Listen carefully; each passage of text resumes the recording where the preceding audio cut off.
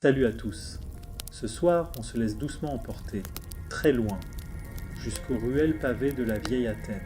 Le ciel vire au violet somnolent, les oliviers chuchotent dans la brise du soir, et au loin, on entend un murmure de débat philosophique, peut-être entrecoupé du bêlement d'une chèvre. Mais voici le twist.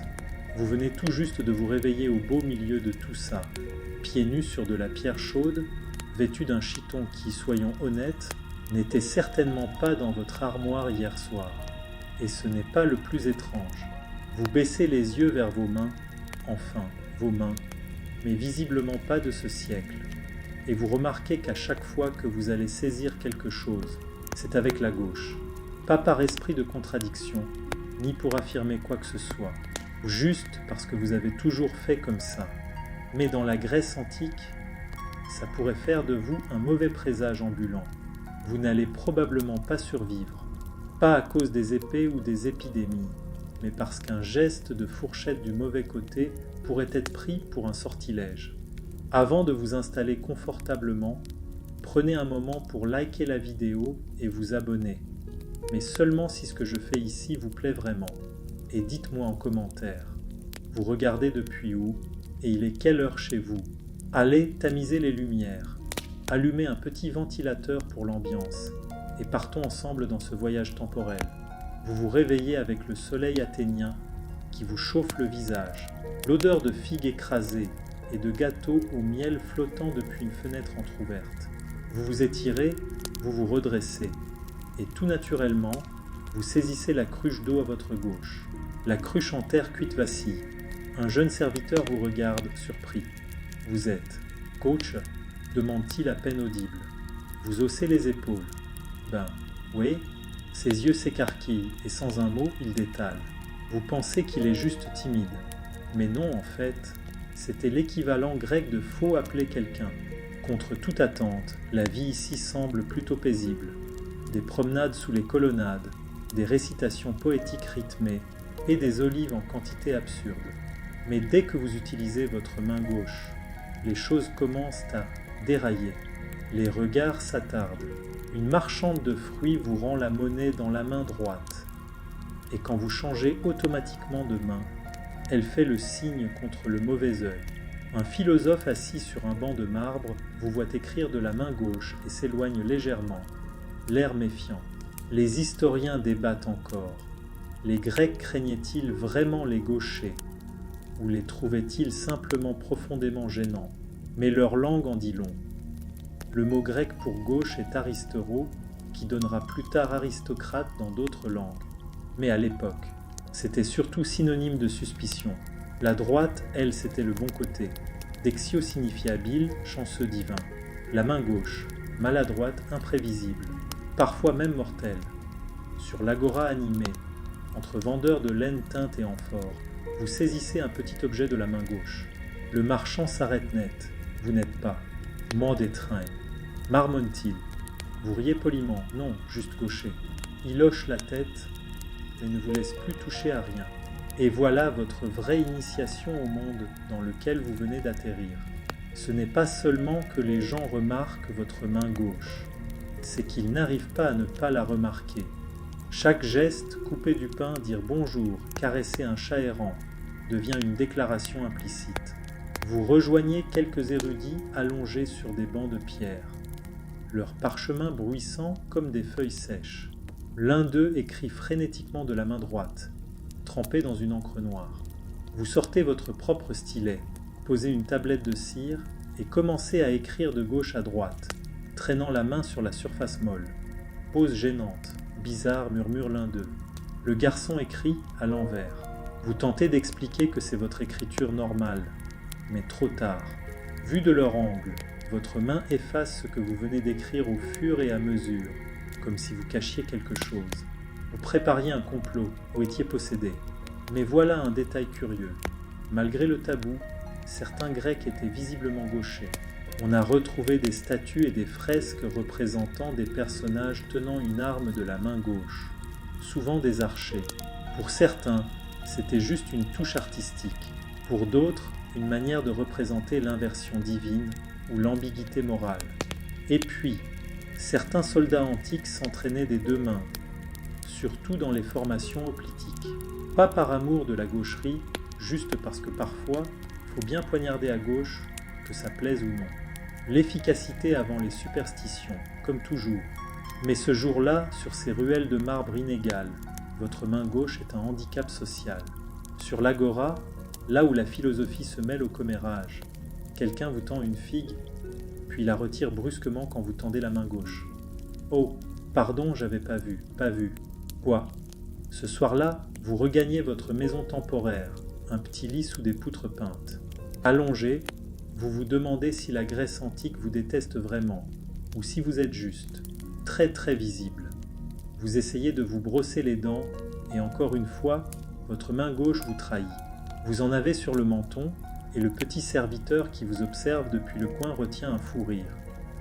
Peut-être que l'autre main veut essayer, propose-t-il compatissant. Vous soupirez. Même votre hygiène dentaire est source de débat, et quand la brise nocturne s'infiltre par les volets, vous ne pensez ni au Dieu, ni à la gloire, mais à ça. Comment un détail aussi intime, aussi anodin que votre main dominante, peut changer votre vie ici. Qui vous parle ? Quel métier on vous laisse faire ? Si on vous fait confiance, ou si on vous évite. C'est absurde, mais c'est bien réel. Bienvenue à Athènes. Le lendemain matin, vous vous réveillez au rythme feutré de sandales glissant sur un sol en mosaïque. Quelque part tout près, une lyre grince une mélodie inachevée, lumineuse, hésitante, un peu fausse, comme si quelqu'un s'exerçait en cachette. Le soleil filtre à travers des rideaux de lin, accrochant la poussière en suspension comme de l'or en apesanteur. C'est paisible, serein, jusqu'à ce que vous vous souveniez. Aujourd'hui, c'est jour d'écriture. Et là, votre main gauche commence à picoter d'angoisse. Vous traversez la ville en traînant les pieds pour rejoindre le grammatistet local, un précepteur au regard perçant et à la barbe façon balai de paille. Il vous salue poliment, vous désigne un petit tabouret en bois et vous tend un stylet ainsi qu'une tablette de cire fraîche. Évidemment, vous tendez la main gauche. Pause. Vous allez abîmer la tablette, grogne-t-il. Vous baissez les yeux. La cire est lisse, douce, encore tiède du soleil du matin. Vous tracez un premier alpha et l'effacez aussitôt avec le tranchant de votre paume. Le maître tressaille comme si vous aviez renversé une amphore sacrée. Recommencez. Avec la bonne main. Vous soupirez, essayez de changer. Votre main droite manipule le stylet comme si c'était un poisson glissant. Vos lettres ressemblent à une tentative d'écriture en pleine crise d'éternuement. Le maître vous observe soucieux. Vous êtes peut-être d'un tempérament compliqué, dit-il sur le ton qu'on utiliserait pour parler d'une statue hantée. Les Grecs anciens écrivaient de gauche à droite, ou parfois en boustrophédon, littéralement, comme le bœuf laboure. Une ligne dans un sens, la suivante dans l'autre. C'était efficace, mais pas pour vous. Ne traînez pas la main, insiste le précepteur, comme si c'était évident. Wislotrez, souleves. C'est comme essayer d'écrire avec les pieds. Finalement, vous reprenez la main gauche, bavure comprise. Il pousse un soupir profond, comme si votre avenir et le sien venaient d'être compromis à jamais. Les historiens débattent encore.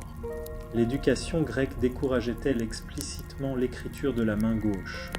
Ou était-ce juste un tabou diffus, imposé par la norme sociale ? Ce qu'on sait, c'est que les textes et inscriptions survivants ne montrent presque jamais d'auteur gaucher. Coïncidence, répression. Ou bien les gauchers se sont juste reconvertis en sculpteurs discrètement. En parlant de ça, vous regardez les bustes en pierre alignés dans l'étude du maître. Chacun tient quelque chose, un parchemin, une lance, une couronne de laurier, dans la main droite. Une leçon silencieuse sur ce qu'on attend de vous. Le maître finit par vous tendre un morceau d'argile et conclut. Exercez-vous avec votre mauvaise main, jusqu'à ce qu'elle devienne la bonne. Et vous vous demandez, en silence, combien d'enfants maladroits ont entendu cette phrase à travers les siècles. Plus tard, vous flânez dans le marché, la main gauche en berne, comme si elle avait été émotionnellement blessée. Vous apercevez un scribe recopiant de la poésie. Son parchemin s'étale sur ses genoux, l'encrier posé à droite. Sa main glisse avec aisance, traçant de fines lettres noires. Il lève les yeux, vous voit et incline poliment la tête. Vous souriez, puis lui faites un petit signe. La main gauche. Il se fige, son calame suspendu. Vous êtes gaucher? Coupable, répondez-vous. Il arque un sourcil, alors évitez peut-être la calligraphie. Vous prenez note mentalement, à ajouter à la liste grandissante. L'écriture, les bonnes manières, la tenue de figue et maintenant la calligraphie. Vous êtes arrivé dans l'Antiquité avec une particularité banale. Et ici, c'est comme si vous portiez un panneau lumineux bizarre et vaguement inquiétant. Le concept de dextérité portait un poids symbolique dans l'Antiquité. Le mot latin dexter qui a donné dextérité signifiait droit habile. L'opposé, sinister. Oui, exactement, sinistre. Même le langage était contre vous. Et ce n'était pas propre aux Grecs. Être gaucher allait devenir un fardeau dans la Rome antique, dans l'Europe médiévale, et jusque dans les salles de classe du XXe siècle. Mais ici, à Athènes, tout commence par des regards en coin, des corrections discrètes, et parfois une prière marmonnée dans votre dos. Vous vous arrêtez à une fontaine publique, vous accroupissez pour boire, avec la gauche encore. Une vieille dame, à l'ombre, pousse un petit cri. « Les esprits de l'eau voient ça, dit-elle. Vous ne savez pas si elle plaisante. Probablement pas. Non loin, une fillette récite Homère, traçant les vers dans la poussière. Sa maîtresse ajuste doucement sa main vers la droite. Vous vous demandez combien d'enfants. Ici, sont nés gauchers, avant d'être doucement recadrés, puis redressés. Vous vous asseyez sur un banc de pierre, ressortez votre stylet. Un dernier essai. Vous grattez quelques lettres avec la main gauche. Elles sont irrégulières, hésitantes, pas très droites, mais elles sont à vous. Un petit garçon passe, regarde, penche la tête. C'est de l'écriture à l'envers. Vous souriez, peut-être bien. Il fronce les sourcils, c'est stylé. Et là, enfin, quelqu'un ne s'écarte pas, ne fronce pas les sourcils, ne touche pas discrètement du bois. C'est minuscule, mais ça suffit. Parce que malgré leur génie en art, en logique et en architecture, les Grecs, comme la plupart des civilisations, avaient du mal avec la différence. Ils vénéraient la symétrie, l'harmonie, l'ordre. La main gauche, une anomalie. Et pourtant, même dans ce monde poli et rigide, quelqu'un pourrait bien trouver vos écritures maladroites intrigantes, peut-être même utiles, peut-être même révolutionnaires, mais pas aujourd'hui. Aujourd'hui, vous serez simplement gaucher, et avec un peu de chance, ce sera déjà pas si mal. Vous vous réveillez au son de sandales raclant les pavés et d'un coq qui, visiblement, croit fermement en la ponctualité. L'air est plus frais aujourd'hui, légèrement parfumé au romarin et au pain chaud du matin. Vous vous étirez, balancez vos jambes hors de votre lit de camp, et comme une mécanique bien huilée, commencez à nouer vos sandales avec la main gauche. Le geste est fluide, inscrit dans la mémoire musculaire. Un coup frappe à la porte. C'est votre voisin, Callias, un homme sec comme un sarment, dont la tunique porte en permanence des taches d'huile d'olive, et dont le talent principal semble être de donner son avis, sans qu'on lui demande. On va au gymnase. Tu viens, vous acceptez. Pas par envie d'athlétisme, soyons honnêtes, le corps que vous avez hérité n'a clairement pas été sculpté pour le disque, mais parce qu'en Grèce antique, les gymnases sont moins des salles de sport que des croisements entre un spa, une université et une discussion de groupe couverte de poussière. Vous traversez des ruelles étroites, passez devant des colonnes chauffées au soleil, en direction de la cour à colonnade. Des rires résonnent devant vous, suivis du claquement de peau contre la pierre et du tude caractéristique d'un javelot mal lancé. À l'intérieur, une douzaine d'hommes s'adonnent à diverses activités. Certains boxent, d'autres luttent, et quelques-uns débattent passionnément. De l'éthique de la culture des choux. Callias se déshabille comme si de rien n'était, se fait enduire d'huile par un serviteur à l'air profondément blasé, puis désigne une fosse de lutte. Tu as déjà fait du corps à corps. Pas récemment, répondez-vous. Il vous attaque avant que vous ayez fini la phrase. Vous parez instinctivement avec la main gauche. Un instant suspendu. Bref, mais assez long pour que quelques têtes se tournent. Vous le voyez dans leurs yeux. La surprise puis le doute. Un homme chuchote. Il mène avec la main maudite. Un autre se frotte le menton, marmonnant qu'il faudrait peut-être une purification. Le combat continue, mais vous sentez la gêne. Personne n'ose vous plaquer trop violemment, comme si vous pouviez suinter la malchance avec votre sueur. Les historiens débattent encore. Les combattants gauchers étaient-ils craints, moqués ou secrètement admirés pour leur imprévisibilité? L'entraînement grec, notamment dans la tradition hoplitique, prônait l'uniformité. Bouclier à gauche, lance à droite. C'était la formation sacrée. Alors que faire d'un soldat? Inverse, peut-être un danger, ou peut-être une arme secrète. Après le combat, vous rejoignez un cercle de discussion près des bains. Quelques philosophes débattent de manière animée. La gauche est-elle vraiment inférieure, ou simplement incommode socialement? Vous sirotez un vin coupé d'eau, silencieux, heureux de passer inaperçu pour une fois. Tout ce qui est divin vient de la droite, argue un homme. Zeus est assis à droite de la justice. Même les présages venant de la gauche sont des malheurs, renchérit un autre. Les oiseaux de ce côté-là annoncent la mort. Vous toussez poliment. Mais les oiseaux, ce ne sont pas juste des oiseaux. Silence. Un éclat de rire. Attention, dit l'un. Une logique pareille peut vous faire exiler. Rias, mais pas très détendu. La superstition est partout, tissée dans le tissu du monde comme un fil d'or dans une tunique. Et la gaucherie, c'est une affaire de mythe. On raconte que les enfants montrant des tendances gauchères étaient corrigés tôt, emmaillotés autrement, encouragés à tendre la main droite, réprimandés s'ils touchaient un objet rituel avec la mauvaise main.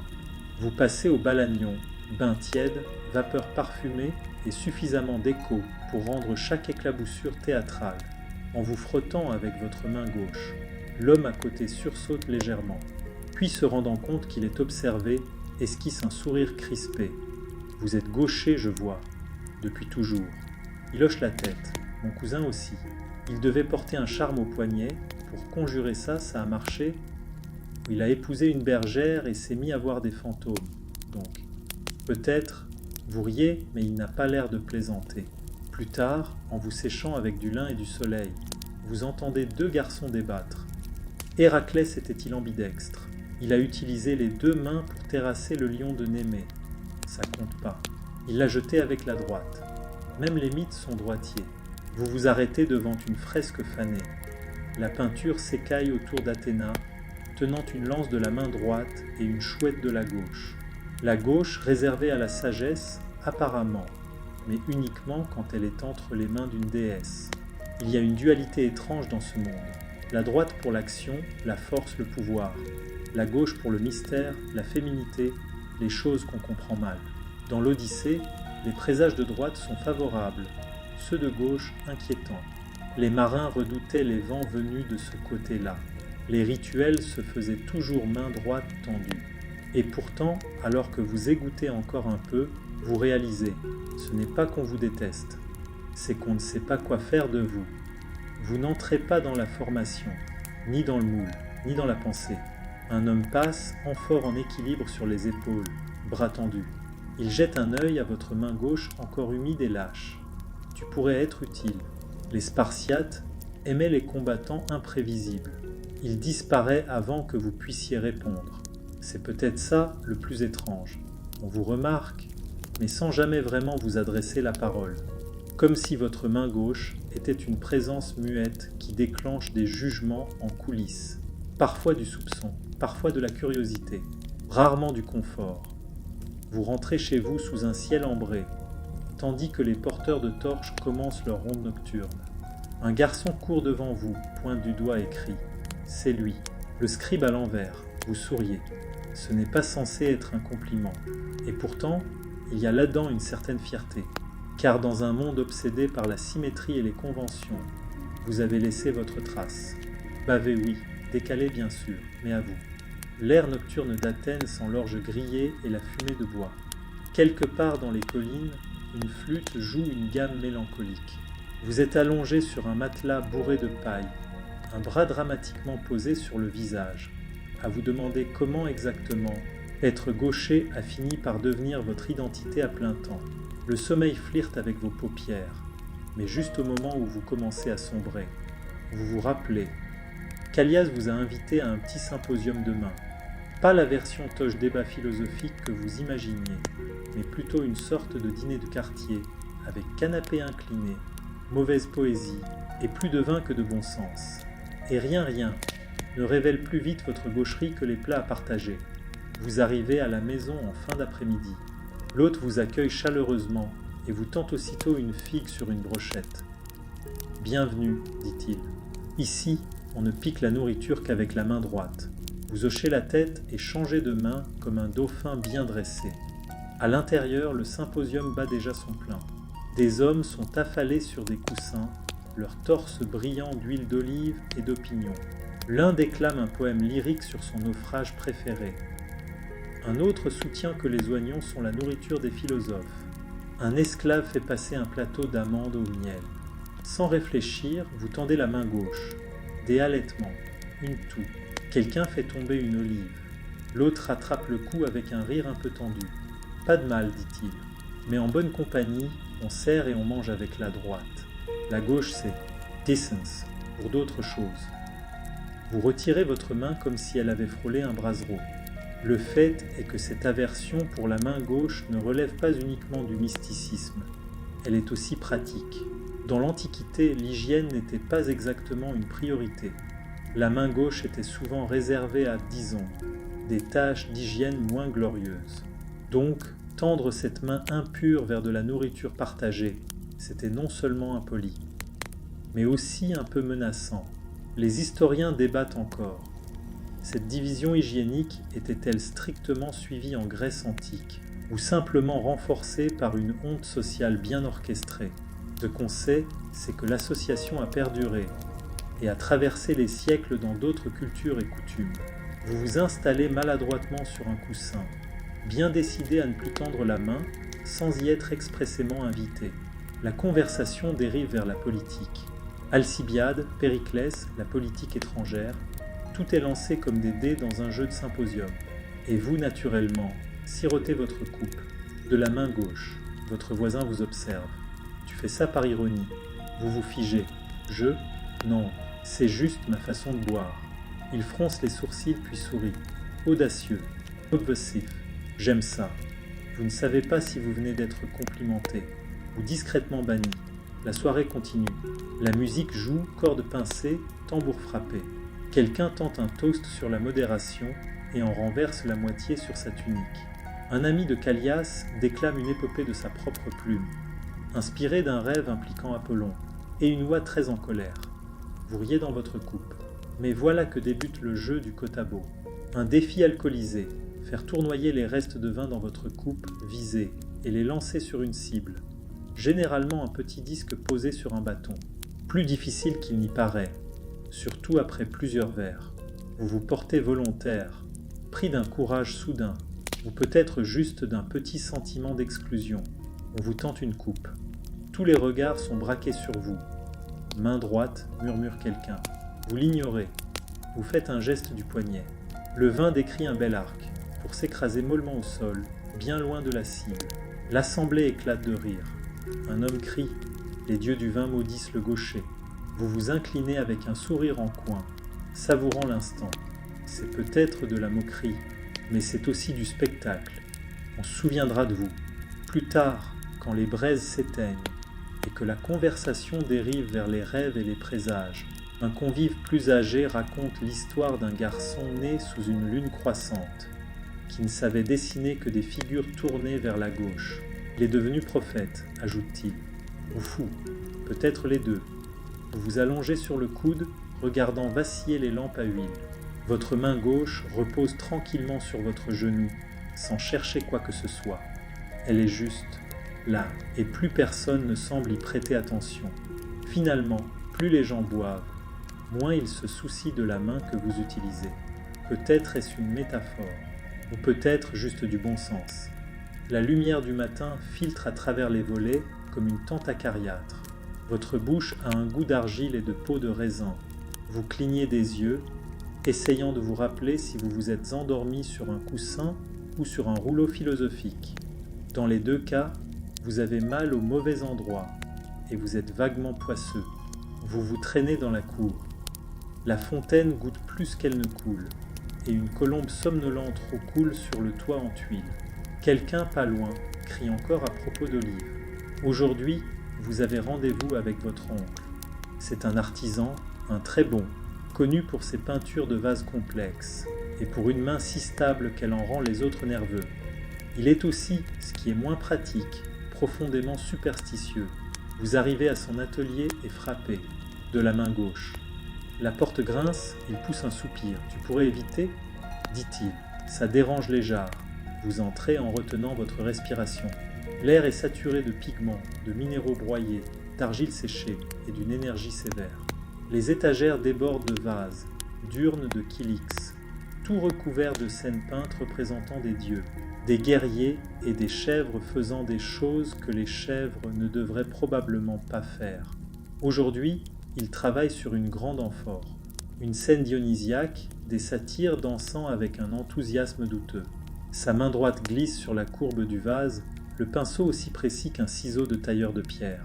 « Viens, dit-il, aujourd'hui, c'est toi qui peins. » Vous souriez et attrapez un pinceau, de la main gauche. Un fracas retente. Derrière vous, un petit pot bascule et se fissure. Il grogne, à chaque fois. Vous haussez les épaules. Coïncidence, blasphème. Vous trempez le pinceau dans l'ocre et commencez à peindre. Un motif simple, des spirales et des feuilles de lierre. Mais à mi-parcours, il vous arrête. « Tu penches du mauvais côté, marmonne-t-il, en vous ajustant le coude. C'est juste comme ça que mon poignet fonctionne. C'est une géométrie maudite, réplique-t-il. Regarde, la spirale doit aller dans le sens des aiguilles d'une montre. Ce que vous découvrez, c'est que ce n'est pas simplement une question de style, c'est spirituel. Les Grecs anciens croyaient au flux directionnel. Le mouvement vers la droite, le sens horaire, était de bon augure. Vers la gauche, anti-horaire, c'était suspect, voire malchanceux. Les historiens débattent encore. Ce biais a-t-il influencé les normes artistiques? Ou est-ce juste une commodité technique des artistes droitiers? Dans cette pièce, en tout cas, c'est une vérité sacrée. Vous le regardez faire la démonstration, main droite, spirale fluide, respiration maîtrisée. Vous tentez de l'imiter. Votre main gauche lutte contre la courbe. Le lierre ressemble plus à une fuite végétale qu'à un ornement. Votre oncle vous observe en silence. Puis il soupire encore. Peut-être, dit-il, que tu es fait pour sculpter, pas pour peindre. One long silence. Puis il ajoute, ou pour garder des chèvres. Vous changez de tactique. Et si je peignais un héros gaucher? Il renifle. Ça n'existe pas, mais ça pourrait. Je pourrais en inventer un héros gaucher. Il vous fixe, impassible. Et pourquoi pas un spartiate philosophe tant qu'on y est? Vous souriez. Exactement. Vous vous y remettez, peignant cette fois une petite silhouette brandissant une lance de la main gauche. Ce n'est pas subtil, mais c'est satisfaisant. La figure a l'air triomphante, de façon un peu maladroite, comme un homme qui aurait trouvé une pièce au fond de sa soupe. Vous commencez à y prendre goût, vous ajoutez des détails, peut-être même un discret sourire au petit visage, quand votre oncle se penche. « Tu sais, dit-il, à Corinthe, ils ont déjà brisé une statue parce qu'elle tenait sa lyre du côté gauche. Elle sonnait plus faux? Non, mais le conseil a dit qu'elle dégageait. Une énergie déséquilibrée. Vous hochez gravement la tête. On ne peut pas avoir ça. Il vous regarde un moment de plus. Puis à contre-cœur, il vous laisse terminer votre petit héros. Dis à personne que je t'ai appris ça, marmonne-t-il. Vous l'aidez à vernir quelques pièces de plus, toutes conçues pour les droitiers. L'atelier bourdonne d'un calme studieux. L'air est tiède de terre cuite. Le pot fêlé plutôt est toujours par terre. Il ne l'a pas ramassé. Alors que vous balayez les poussières de pigments, vous apercevez quelque chose sur une étagère au fond. Un petit vase avec une figure inhabituelle. Vous plissez les yeux. C'est Hermès, mais pas comme d'habitude. Son caducée est dans la main gauche. Vous pointez du doigt. Et celui-là. Votre oncle fronce les sourcils, embarrassé. Du travail de jeunesse, répond-il vite. Avant que je sache mieux. Vous souriez. Ou peut-être, avant que tu aies peur du déséquilibre. Il vous lance une éponge à la tête. Ce soir-là, vous êtes assis dans le calme de votre maison, le pinceau encore entre les doigts. Votre petit héros gaucher, brandissant sa lance, est désormais sec et trône fièrement sur le rebord de la fenêtre. Vous l'appelez Nicosténès, pas d'après quelqu'un de célèbre, juste parce que ça sonne comme quelqu'un qui ne s'excuserait jamais de la façon dont il tient un bâton. Vous vous réveillez au cri d'un coq visiblement outré par votre rythme de sommeil. Le soleil n'a pas encore dépassé les toits, mais votre journée est déjà pleine. des courses, des ragots et une visite particulièrement délicate au temple d'Apollon. Il y a une vieille histoire à propos de ce temple. On dit que si l'on y entre du pied gauche, l'oracle refuse de parler. Bien sûr, c'est peut-être parce que les gens rapportaient du crottin d'âne de la place du marché. Mais les superstitions ont la vie dure. Vous entrez prudemment, pied droit d'abord. On ne sait jamais. À l'intérieur, le temple sent la cire d'abeille et la pierre humide. L'encens serpente paresseusement entre les colonnes. Une prêtresse glisse près de vous, ses robes chuchotant comme du parchemin. Elle vous adresse un salut poli, jette un regard appuyé à votre main gauche, occupé à triturer l'ourlet de votre tunique. Vous figez. Le temple est truffé de règles subtiles. Où se tenir, comment s'incliner, combien d'olives offrir, et surtout, ce qu'il ne faut surtout pas toucher. Les mains gauches, visiblement, sont sur cette liste. En approchant de l'autel, vous apercevez un garçon de votre âge en train de déposer une petite offrande sculptée, un coq en bois au bec ébréché. Il utilise sa main droite avec beaucoup de soin, mais en se relevant, il croise votre regard et hausse légèrement les épaules, tout en étirant sa main gauche dans son dos comme un secret un peu honteux. Vous réprimez un sourire. Les prêtres entamant leur prière du jour, et vous vous joignez à eux en marmonnant, tâchant de suivre le rythme. Vous vous demandez, alors que votre voix se mêle au chœur, combien de personnes gauchères, au fil des siècles, ont dû faire semblant, tordre leur corps, réapprendre leurs gestes et prier comme quelqu'un d'autre. Les historiens débattent encore. Les rituels des temples grecs interdisaient-ils formellement l'usage de la main gauche, ou le décourageaient-ils simplement par les normes sociales? La vérité se trouve probablement entre les deux, un mélange de religion, d'hygiène et de tyrannie douce de la tradition. La prière s'achève. Un prêtre s'approche avec un bol d'eau et vous fait signe de vous purifier. Encore une fois, la main droite. C'est comme une chorégraphie à laquelle vous n'avez jamais auditionné, mais que vous êtes tout de même censé exécuter. Alors que vous terminez le rituel, une assistante du temple s'approche de vous avec une question. C'est vous qui peignez des vases pour cet artisan, dans le quartier des potiers, non? Vous hochez la tête. Quelqu'un a commandé une kylix pour un mariage. Il veut quelque chose de marquant, peut-être même d'un peu inhabituel. Vos sourcils se lèvent. Quel genre d'inhabituel? Eh bien, la mariée est gauchère. Vous manquez de laisser tomber le bol d'eau cérémoniel. Elle veut que la figure principale Athéna, je crois, tienne sa lance de la main gauche. Elle dit que ce serait plus. Elle. Vous clignez des yeux, et l'espace du temple semble se transformer autour de vous. Vous vous sentez plus léger, comme si quelque chose venait de s'emboîter. « Je peux faire ça, dites-vous, d'une voix douce mais assurée. » L'assistante sourit, elle sera ravie. La plupart des peintres refusent. Vous quittez le temple, cette commande tourbillonnant dans votre esprit. Une Athéna gauchère, forte, fière et totalement décentrée, dans le meilleur sens du terme. Le marché est déjà en pleine effervescence quand vous arrivez. Les marchands crient à propos de figues, de poissons salés, de sandales. Vous êtes à mi-chemin de l'étal d'olives, quand quelqu'un vous bouscule le coude. Vous vous retournez et c'est lui encore, le garçon du tampon. Il porte un rouleau et une chèvre qui a l'air profondément sceptique sur les choix de sa vie. « Tu as fait tomber ça ?» dit-il en vous tendant une petite pièce que vous n'aviez même pas remarqué avoir perdue. Belle prise de la main gauche, au passage. Vous le remerciez, il se présente fait don. Vous discutez d'offrandes, d'oracles et de ce coq du temple qui attaque les gens vêtus de vert. Puis, presque en passant, il demande « Tu écris de la main gauche aussi ?» Vous hésitez, puis hochez la tête. Il sourit. « Moi aussi. Yeah. J'écris à l'envers. » Comme ça, personne ne le remarque. À l'envers, en miroir. Comme Dédale, ou ce type bizarre de Syracuse. Vous riez. Les historiens vont être perdus. Parfait.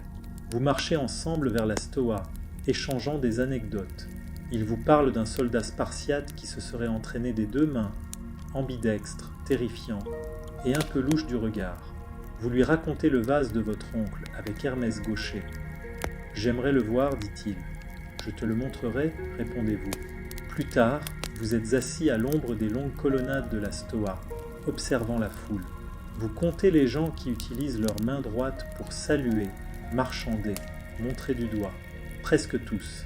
Mais maintenant, vous savez qu'il y a d'autres comme vous. Vous faites tourner un morceau de pain de figue entre vos doigts, gauche, et vous pensez. Le monde n'est peut-être pas fait pour vous, exactement. Mais peut-être, juste peut-être, êtes-vous en train d'en bâtir un autre. Vous vous retrouvez de nouveau à l'agora, serpentant à travers une mer de tuniques, de jurons et de flaques d'huile d'olive. C'est un jour de semaine, ce qui signifie que la ville est pleine de gens qui prétendent être plus occupés qu'ils ne le sont réellement. Partout, les citoyens gesticulent, débattent, parlent avec leurs mains droites, comme si la gauche était un chat endormi qu'ils n'osent pas réveiller. Vous, pendant ce temps, êtes en mission, aujourd'hui, direction l'échoppe d'un scribe. Vous devez acheter du parchemin pour un poème sur lequel vous travaillez. Il parle de Phédon, mais vous ne lui avez pas dit. Il parle peut-être aussi de sa chèvre, même si la métaphore reste encore floue. Le scribe vous accueille d'un œil plissé et d'un sourire tanné par le soleil. « Une copie à faire » demande-t-il. « Non, répondez-vous. J'ai besoin de feuilles vierges. » « Ah !» Il sort une petite pile de feuilles de papyrus de sous un pain de lin maintenues par une tuile. Vous en testez une du bout du doigt, sentant la texture. Puis sans y penser, vous saisissez un stylet de la main gauche. Il se raidit légèrement. Vous écrivez avec celle-là, dit-il trop nonchalamment. Vous marquez une pause. Oui.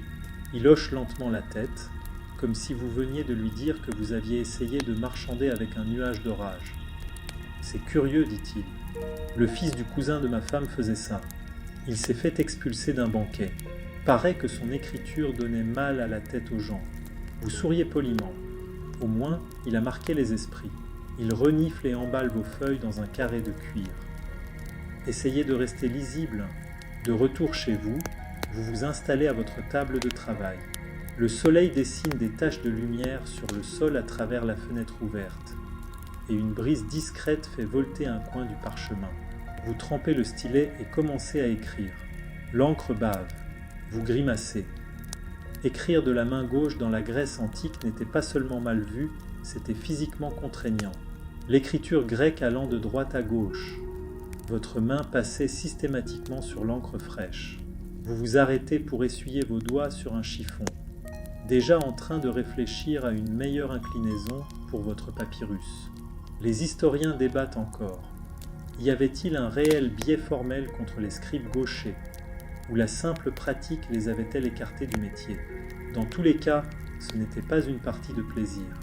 Alors que vous luttez pour garder vos lignes nettes, une voix vous interpelle depuis l'extérieur. C'est Phédon. Vous l'invitez d'un geste de la main gauche tachée d'encre. Il entre, portant un rouleau et quelque chose enveloppé dans des feuilles de figuier. « J'ai apporté le déjeuner, dit-il. Et ça aussi, il déroule le rouleau.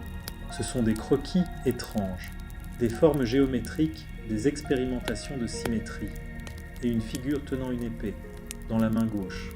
C'est toi qui as dessiné ça. Demandez-vous. Il hausse les épaules. J'aime la symétrie. Et la brisée. La figure est stylisée mais noble. Elle vous rappelle la commande de vase sur laquelle vous travaillez. L'Athéna gauchère. Vous lui montrez votre esquisse. Il sourit. On devrait fonder une école, plaisante-t-il. Pour héros maladroitement gauchers. Je ferai les fresques, répondez-vous. Toi, tu t'occupes des chèvres. Il marque un temps.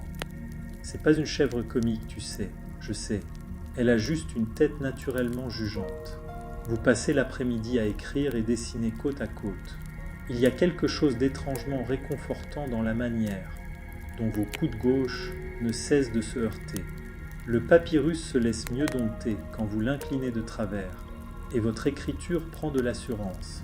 Vous vous demandez si Léonard de Vinci s'est déjà retrouvé ainsi, quelqu'un en face de lui, riant des taches d'encre, dessinant des schémas inversés juste pour s'amuser. Probablement pas, mais peut-être. Vous montrez un petit tour à Phédon. Si l'on tient le parchemin face à un miroir, l'écriture gauchère devient parfaitement lisible pour un lecteur droitier. Il essaie et siffle, impressionné. C'est de la sorcellerie. Non, dites-vous, c'est de la survie. Le soleil commence à se coucher, teintant les murs de doré. Vous rangez vos écrits et enroulez vos esquisses avec soin. Il y a maintenant une certaine fierté dans ces taches d'encre. La preuve que votre main gauche a créé quelque chose qui mérite d'être conservé.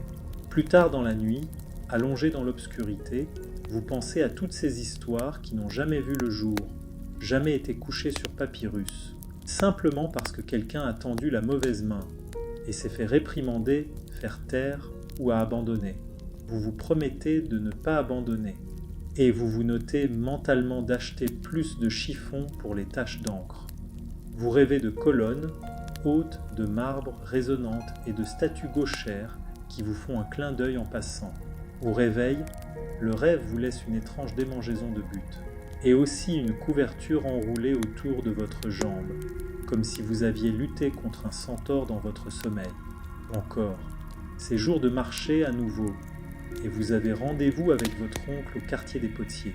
Il a une nouvelle série d'amphores à décorer, et apparemment, la veuve fortunée d'en bas a des opinions très arrêtées sur les dieux qui doivent orner ses cruches à vin. Vous vous lavez les mains, encore vaguement tachées d'encre depuis la veille, et vous partez. Votre oncle est à sa place habituelle, en train de crier gentiment sur un apprenti qui vient de faire exploser la porte d'un four. « Ah, te voilà » lance-t-il en vous voyant. 3 commandes, 2 fissures, et une femme qui pense que panne est un choix convenable pour une urne funéraire. Ah, et ton vase pour la mariée gauchère, elle l'a adoré. Elle a payé plus cher. Cette dernière remarque vous redresse un peu. Vous le sortez de votre sac, emballé dans de la paille. La Kylix, désormais émaillée et scintillante au soleil. Athéna, lance dans la main gauche, avance fièrement sur la surface courbe. Elle a dit que ça ressemblait à ce qu'elle rece. Dites-vous, plus pour vous-même que pour lui. Votre oncle vous donne une tape sur l'épaule. Drôle de fille, mais du goût. En commençant votre session de peinture, vous remarquez quelque chose d'étrange. Tout dans l'atelier est disposé comme si vous étiez droitier. Les outils sont à droite, les bols de peinture à droite. La lumière de la haute fenêtre tombe à droite. Vous déplacez tout. Et puis l'apprenti Kimon, 12 ans à peine, terrifié par les amphores, passe près de vous et s'arrête. Tu utilises l'autre main, murmure-t-il, comme si vous étiez en train de faire un rite interdit. Vous hochez la tête tout en faisant tournoyer votre pinceau dans l'engobe. Et alors, Kimon hausse les épaules. Je trouve ça cool. Et bien du progrès. Vous lui racontez une petite histoire en travaillant sur certaines figurines cycladiques anciennes des îles qui présentent des marques d'outils symétriques, suggérant des artisans qui ne privilégiaient aucune main. Les historiens débattent encore, ambidextrie ou simple reflet des outils utilisés. Quoi qu'il en soit, le passé est plein de rebelles silencieux. Kimon écoute, les yeux écarquillés, puis laisse tomber une tasse en argile. En fin d'après-midi, l'atelier sent la terre humide et la cendre. Vous avez peint 3 amphores, 2 Kylix et un satyre étonnamment majestueux avec une flûte exceptionnellement longue. Phédon apparaît juste avant le coucher du soleil, tenant une petite boîte en bois et un rouleau.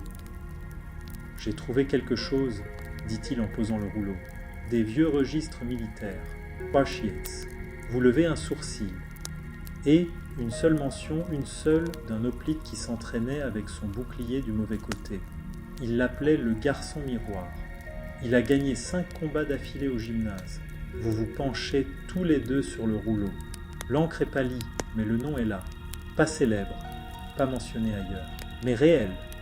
Quelque chose bascule en vous. Il a dû se faire remarquer, dites-vous à voix basse. Ou peut-être que personne n'a rien dit.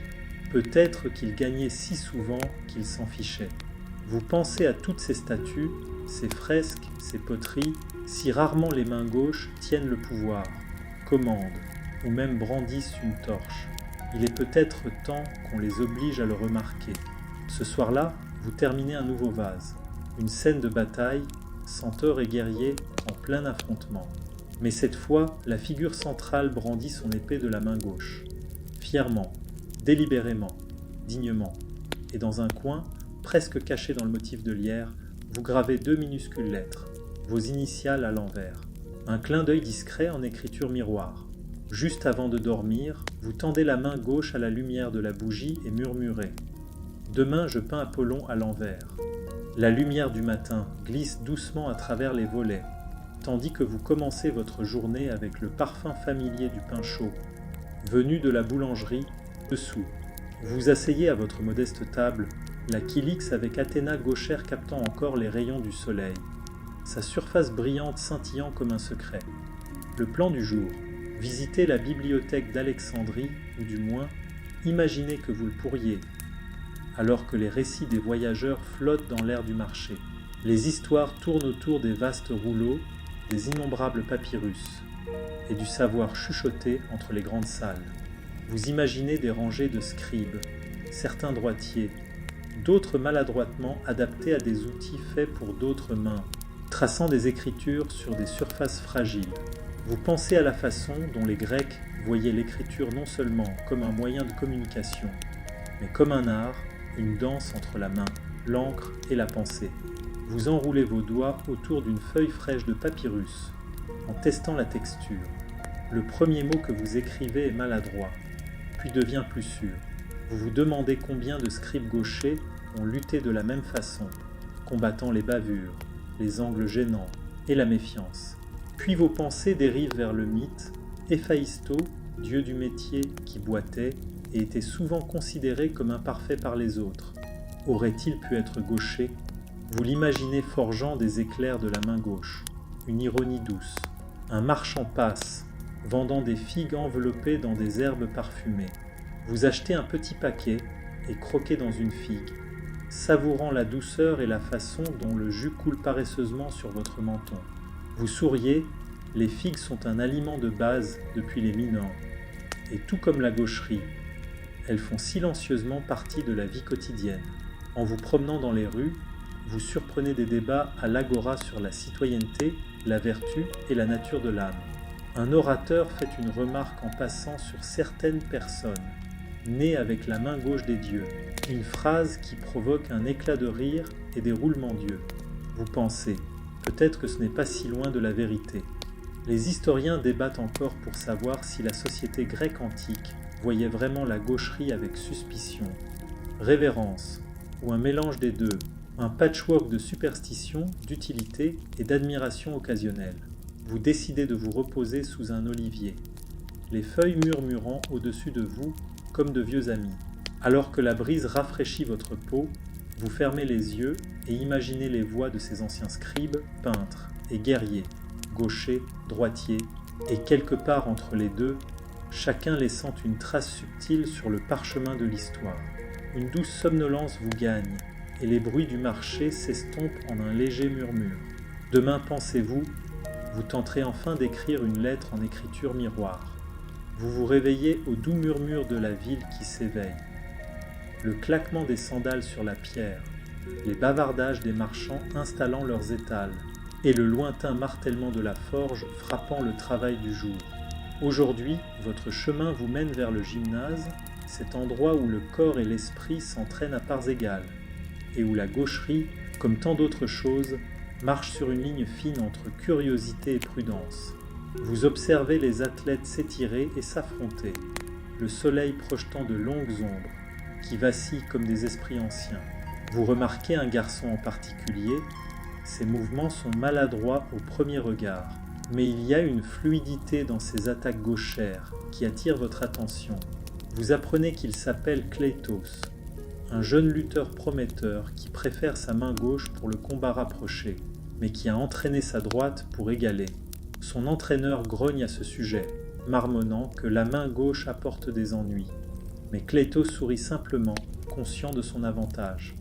Vous vous souvenez des histoires de guerriers célèbres qui manœuvraient leurs armes de la main gauche pour surprendre leurs ennemis, des champions ambidextres qui ont renversé la tradition. Les historiens débattent encore de la fréquence réelle de ces guerriers, mais les murmures de leurs exploits perdurent. Non loin, des anciens se rassemblent pour discuter philosophie, et l'un d'eux commence à citer Aristote à propos de l'ordre naturel, une expression que vous savez souvent déformer pour justifier toutes sortes de règles sociales. L'homme mentionne comment la gaucherie fut autrefois considérée comme un signe de déséquilibre ou de mauvais présage. Vous vous surprenez à sourire en coin. S'il savait à quel point les déséquilibrés ont souvent changé le cours de l'histoire. Plus tard, vous vous retrouvez à l'ombre d'un arbre, croquant Kleitos en plein combat. Vous vous concentrez sur sa main gauche, puissante, assurée et dominatrice sans complexe. Vos coups de pinceau s'adoucissent, tandis que vous imaginez les histoires que sa main racontera un jour. Une brise légère transporte le parfum des gâteaux d'orge fraîchement cuits. Vous en mordez un morceau, la douceur friable vous ancrant au présent. Cela vous rappelle que même dans un monde plein de règles et de coutumes, les plaisirs simples persistent. À la tombée du jour, vous pensez à quel point la ville dépend des mains de toutes sortes, droite, gauche, et celles assez audacieuses pour utiliser les deux.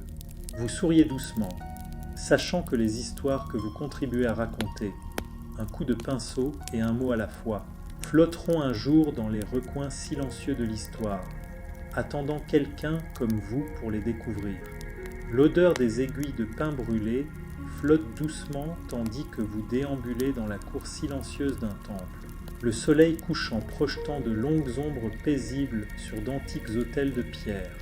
Vous vous installez sur un banc et regardez une prêtresse, sa main droite stable et calme, accomplir les libations du soir aux dieux.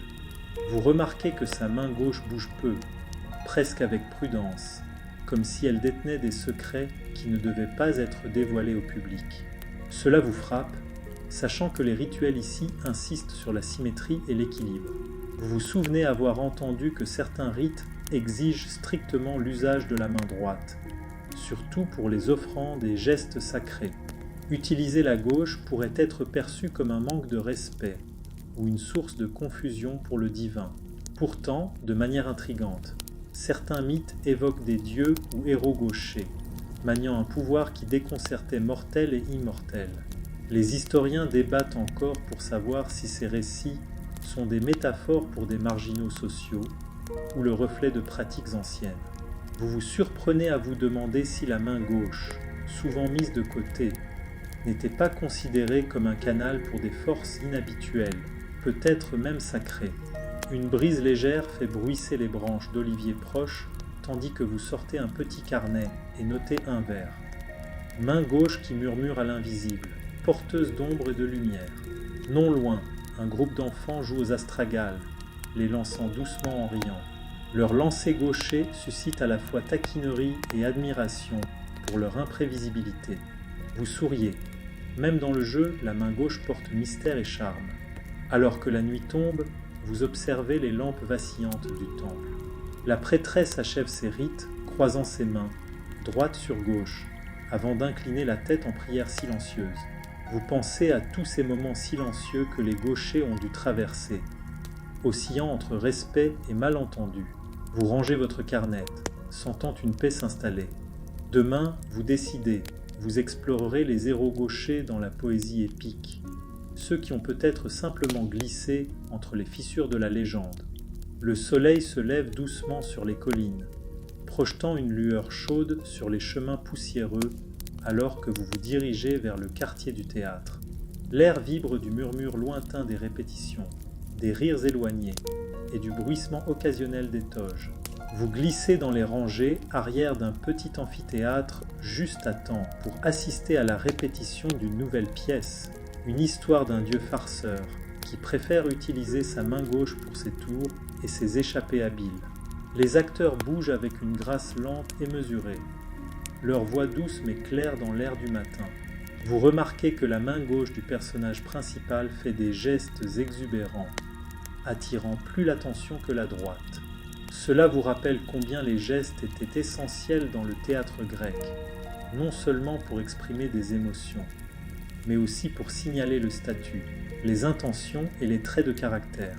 Vous vous souvenez avoir lu que certains dramaturges donnaient intentionnellement des gestes gauchers à des personnages rusés, malins ou un peu en marge. Les historiens débattent encore pour savoir si cela symbolisait la malice ou une forme alternative de sagesse. Pendant l'entracte, vous vous promenez dans les coulisses où les costumes pendent comme des souvenirs figés. Vous apercevez un masque orné d'un motif subtil lié à la main gauche. Un détail inhabituel qui suggère que le personnage devait être à la fois énigmatique et proche du public. Un autre spectateur se penche et vous chuchote que les acteurs gauchers avaient parfois du mal à garder leurs gestes cohérents, car les scripts et chorégraphies favorisaient les mouvements de la main droite. Vous riez doucement, imaginant une troupe de gauchers essayant de synchroniser leurs mouvements sans se marcher sur les pieds. Plus tard, vous vous promenez dans les jardins voisins où vous trouvez une petite statue d'Hermès, tenant son caducée de la main gauche, une représentation rare. Vous vous demandez si c'était un clin d'œil à son rôle de messager entre les mondes, une figure liminale à l'aise pour franchir les frontières, un peu comme la gaucherie elle-même.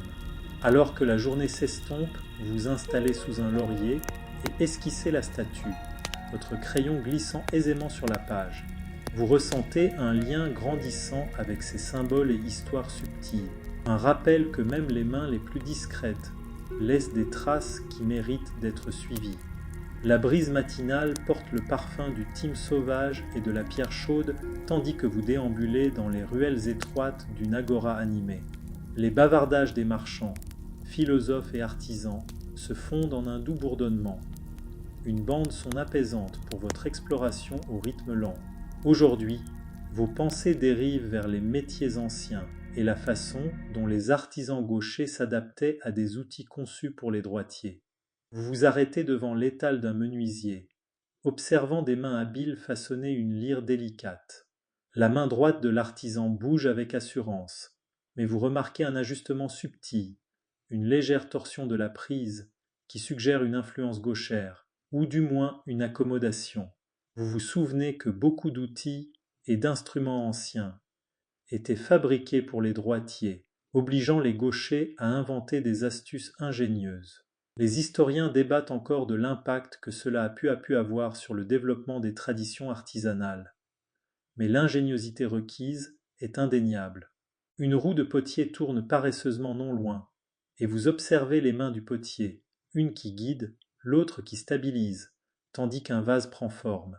Vous pensez à la manière dont les potiers gauchers pouvaient aborder leur art différemment, créant des formes ou des motifs uniques qui aujourd'hui pourraient être confondus avec des choix stylistiques plutôt que des adaptations. Un détail curieux vous revient en mémoire. Certaines amphores découvertes dans des ateliers moins connus présentent des anses asymétriques, probablement conçues pour mieux s'adapter à une prise gauchère. Personne ne peut dire avec certitude si cela était délibéré ou simplement expérimental. Le soleil réchauffe vos épaules pendant que vous poursuivez votre chemin, savourant une figue cueillie dans le panier d'un vendeur ambulant. La douceur persiste, se mêlant au parfum du cèdre et de la terre. Vous surprenez un philosophe débattant de l'ordre naturel des mains.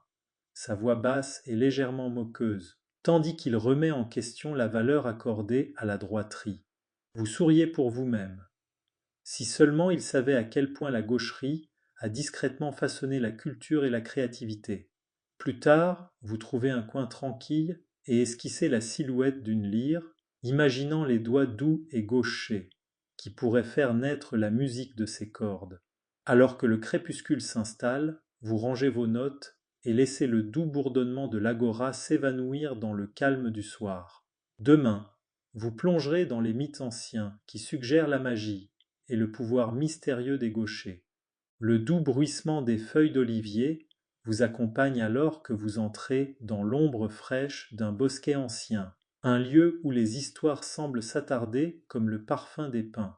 Ici, entouré par les arbres murmurants et le clapotis lointain d'un ruisseau, vous vous installez pour réfléchir aux mythes qui s'enroulent autour de la gaucherie, comme le lierre. Vous pensez de nouveau au dieu Hermès, non seulement le messager, mais aussi le farceur, celui qui plie les règles et les attentes avec un sourire malicieux. Certains récits suggèrent que sa main gauche détenait le pouvoir de brouiller les frontières, de tisser des illusions, de duper même les esprits les plus aiguisés. Vous imaginez les cercles de conteurs où les bardes chuchotaient ces légendes, peut-être en les transmettant avec un clin d'œil complice, reconnaissant la main gauche comme un symbole de pouvoir subtil et de ruse. Les historiens débattent encore pour savoir si ces mythes visaient à élever la gaucherie ou simplement à la marquer comme autre. Un trait à admirer, craindre ou les deux à la fois. Vous vous souvenez d'un mythe moins connu, celui d'une oracle gauchère dont les prophéties étaient toujours un peu décalées, ni tout à fait justes, ni tout à fait fausses, laissant ses auditeurs pris dans des énigmes et des rires légers. Le bosquet semble vivant de ces histoires, tandis que vos doigts effleurent des pierres lisses et des feuilles tombées. Une brise légère s'élève, portant le subtil parfum du thym et du miel. Non loin, les abeilles bourdonnent paresseusement, leurs ailes gauche et droite travaillant en tandem. Un rappel discret que l'équilibre existe même dans la symétrie. Vous inspirez profondément et fermez les yeux, laissant les histoires vous envelopper comme une douce berceuse. À mesure que le crépuscule s'intensifie, vous ouvrez votre carnet et inscrivez un nouveau vers. Main gauche, murmureuse de secrets, porteuse de la lumière invisible. Vous souriez doucement, sentant le poids réconfortant de l'histoire et du mythe s'entrelacer. Demain, vous terminerez ce voyage par les histoires tranquilles de la vie quotidienne. Comment la gaucherie a façonné les rythmes des foyers et des cœurs antiques. La douce lumière du matin filtre à travers des rideaux tissés, des particules de poussière dansant doucement dans l'air. Alors que vous vous réveillez au rythme tranquille d'un foyer antique, vous bougez lentement, attentif aux habitudes subtiles façonnées par les siècles, des habitudes qui favorisent parfois la main droite, tout en laissant place à la gauche, à leur manière délicate. Vous observez la maisonnée qui se prépare pour la journée. Des femmes moulant le grain avec une main droite assurée, des hommes polissant des ustensiles de bronze, des enfants tressant de simples paniers. Dans ces gestes familiers, vous percevez des accommodements tacites, pour ceux qui privilégiaient leur main gauche, par nécessité ou par nature. Vous vous rappelez qu'en de nombreux foyers anciens, la gaucherie rencontrait une forme de tolérance douce, ni pleinement acceptée, ni sévèrement réprimée. Les objets pouvaient être disposés autrement, les tâches ajustées, et de petites routines adaptées, tout cela pour que la vie domestique se déroule harmonieusement. Une marmite mijote sur le foyer, son arôme se mêlant au parfum des herbes fraîches. Vous pensez au cuisinier gaucher qui manœuvrait couteau et louche avec soin, parfois maladroitement, mais toujours avec ingéniosité. Les historiens débattent encore de l'influence de ces adaptations sur l'évolution de la vie domestique, mais les indices témoignent d'une résilience discrète. Vous vous souvenez d'une étrange loi d'un village reculé, où le tissage gaucher était censé porter chance, un charmant contrepoint aux soupçons plus communs. Vous laissez vos doigts glisser sur un fuseau usé, imaginant les doux torsions de fil réalisées par des mains gauches il y a des siècles. Alors que vous vous installez pour la soirée, la douce lueur des lampes à huile vacillant autour de vous, vous ressentez le pouls apaisant de la vie quotidienne, la continuité rassurante des rythmes antiques. Vous inspirez profondément, les sons du foyer s'estompant en un murmure feutré. Le voyage à travers la gaucherie dans la Grèce antique a été un chemin lent et sinueux, rempli de curiosités subtiles et de mystères délicats. Maintenant, alors que vos paupières s'alourdissent, vous laissez les histoires se déposer comme une neige légère, calme et tranquille. La main gauche, souvent négligée, a discrètement laissé sa marque, une trace durable dans la tapisserie de l'histoire. À présent, alors que le jour décline et que votre souffle ralentit, laissez-vous glisser plus profondément dans le calme. Imaginez le doux scintillement d'une bougie, le bourdonnement régulier du monde extérieur et le frémissement léger des branches d'oliviers anciens. Laissez la chaleur de ces récits vous envelopper comme un châle réconfortant, leur sagesse silencieuse apaisant l'esprit et adoucissant les contours de la veille. Vous dérivez maintenant, porté par les lents courants de l'histoire et du mythe, où chaque main, gauche ou droite, a sa place, son histoire, sa douce raison d'être. Laissez vos pensées s'ancrer dans ce calme, et alors que vous respirez doucement, sachez que vous faites partie d'un rythme intemporel qui s'étend à travers les âges et vers les rêves. Dormez bien, en compagnie silencieuse des mains antiques qui vous guident vers le repos.